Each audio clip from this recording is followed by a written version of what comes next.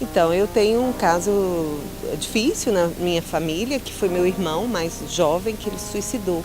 Recentemente eu perdi alguém, um grande amor, uma namorada, há 1 ano e 5 meses. Eu tive sim um caso de um conhecido que fazia companhia para minha avó. Era uma companhia importante para ela porque ela tem bipolaridade e tal, tem problemas com relacionamentos.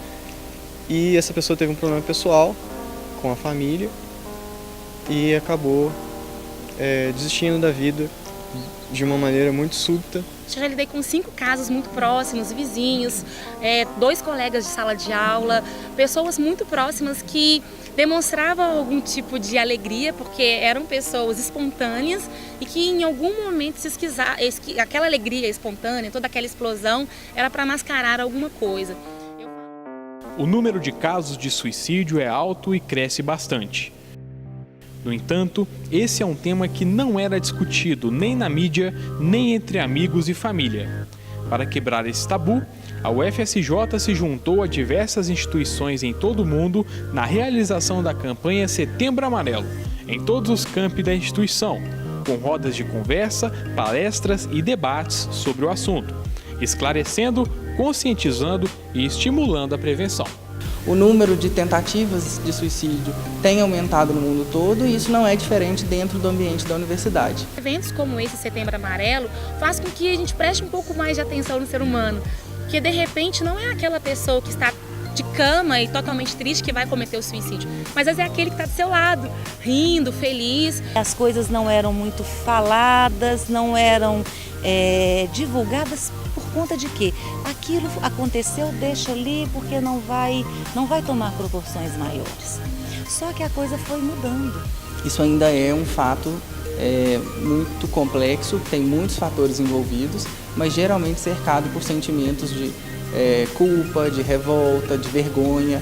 Então, para a própria família, para a pessoa que tentou, então com isso evita-se falar ainda sobre esse tema, né? Fomos chegando à conclusão de que é um nível de estresse muito elevado, às vezes uma falta de perspectiva com relação à vida e ao futuro, e que isso não tem outra forma de ser tratado senão falando. São pessoas que de alguma forma elas sentiram que elas não estavam niveladas ao padrão exigido. Foram pessoas que em algum momento se sentiram culpadas por não suprir uma certa expectativa, ou uma vez suprindo não se sentiram completas. Então eu vejo nesse ponto uma falta de informação. Há estudos mostrando isso, que onde o consumo é maior de agrotóxicos, o índice de suicídio é grande. Por exemplo, a cultura do algodoeiro, que é mais de 50% do custo de produção é muito relacionado ao controle de pragas, doenças, né, na agricultura, que utiliza os agrotóxicos, inseticidas, os fungicidas e tal. E o índice é alto de suicídio no meio da população que trabalha com isso. Mas a gente vai falar, é só a população rural? Não. Isso, o alimento chega até a população urbana. Nós temos alguns mitos, né? Quem fala não faz, faz. Às vezes a pessoa fala e faz, às vezes ela fala e não faz, às vezes ela não fala e faz. E como estamos tratando de vidas, nós não vamos pagar vergonha. As pessoas têm muito temor, têm muito medo de abordar sobre isso. Primeiro por talvez incentivar ou acreditar que isso incentive. E eu penso o contrário, né? Porque você acaba reprimindo e a pessoa não sente a vontade de falar ou para buscar ajuda. E tem muito medo também de expor esse tipo de situação, as causas dessa situação.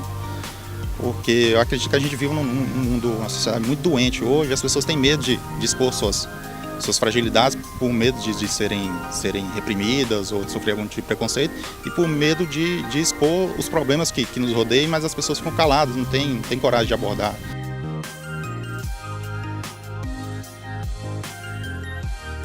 Um dos vestígios que eu percebo, principalmente nessas pessoas que estiveram muito próximas a mim, que cometeram suicídio, e clientes e pessoas que me procuram também para esse tipo de trabalho, é a falta de visão do futuro. É como se eu perguntasse para você, o que você quer daqui a 10 anos? Como você se enxerga daqui a 25 anos? Você já pensou como fisicamente você vai estar? Como é que vai estar a sua família? E são pessoas que, de uma certa forma, elas travam. O suicídio, quando ele chega a ser cometido, é a total falta de esperança. Então, se a pessoa está passando por uma desesperança, ela começa a dar sinais. Ela tem um entristecimento ou um nível de irritabilidade aumenta, começa a tentar encerrar coisas que já começaram, começa a despedir assim de uma forma mais sutil, mas começa a despedir. Elas travam em alguma coisa que aconteceu no passado e elas falam muito sobre aquilo, ou a perspectiva do futuro ela é muito embaçada. Ou então ela pega uma resposta pronta de alguém. Meu pai quer que eu seja um engenheiro, então é esse o meu futuro, porque a família é família de engenheiros. Então, um dos vestígios que eu vejo na prática é a falta de sonhos, é a falta de propósito, respostas muito genéricas sobre aquilo que cada um de nós deveria sonhar com tanto carinho, com tanto detalhe e viver intencionalmente. Então, percebeu isso? A pessoa, ela precisa, se for próximo, aproximar um pouco mais, acolher. Cada um tem um motivo, o seu motivo pessoal. Muitas cartas de suicídios foram deixadas com, de repente, coisas tão simples de serem trabalhadas, mas por questões culturais, por questões de criação, por questões de influência, ambiente e tantas outras coisas, muitas pessoas não conseguiram, né, ou não conseguem, então, lidar com tudo isso, lidar com a alternativa de que cada um pode ser quem quiser ser e ser respeitado por isso. Familiar ou um amigo muito próximo, ele fica muito envolvido emocionalmente. E tem horas que o nível de emoção sobe tanto, a pessoa fica muito passional, ela não dá conta de agir com racionalidade. E aí a gente precisa de uma outra pessoa, de preferência um profissional, para que jogue razão ali, para que comece a colocar sentido ali e buscar ajuda. Então, eventos como esse fazem com que a gente preste um pouco mais de atenção nos sinais e faça algo a respeito. Empreste o ouvido, empreste o ombro e tenha mais essa flexibilidade de entender a dor do outro. Porque de repente uma situação que é muito fácil para mim não é tão fácil para você. E como que eu posso fazer para te ajudar nesse caso? Quando a pessoa comete suicídio, ela não quer a morte, ela quer livrar do sofrimento. E ela só consegue ver como sair dali. E quando ela consegue ajuda, ela vê outras possibilidades. Eu falo que a vida, ela não precisa ser tão pesada, mas sozinho realmente é muito difícil. Então a primeira mensagem, não se culpe por não saber todas as respostas. O segundo ponto, a felicidade verdadeira não é a ausência de problemas. Os seus problemas, essas pedras, ao invés de um muro, pode ser uma ponte. Então busque ajuda. Outra coisa, pense nas referências. Pessoas que passaram exatamente o que você tem passado. E como que elas lidaram com isso? Porque muitas das vezes essa referência não vem de casa. Né? De repente, uma família de engenheiros, igual nós estamos num campus, você está aqui, a pessoa está aqui porque todo mundo da família resolveu seguir aquela trilha. Mas pesquise, use a tecnologia ao favor, ao invés de ficar pesquisando formas de se matar, pesquise formas de viver. Então, na verdade, 50% de chance de dar certo, 50% de chance de fazer algo e de repente não dar tão certo, isso se chama viver. Então é literalmente tirar esse peso de que tem que dar certo todas as vezes, porque todo grande herói da vida real e da ficção só se tornaram heróis porque eles vieram de uma expectativa frustrada antes.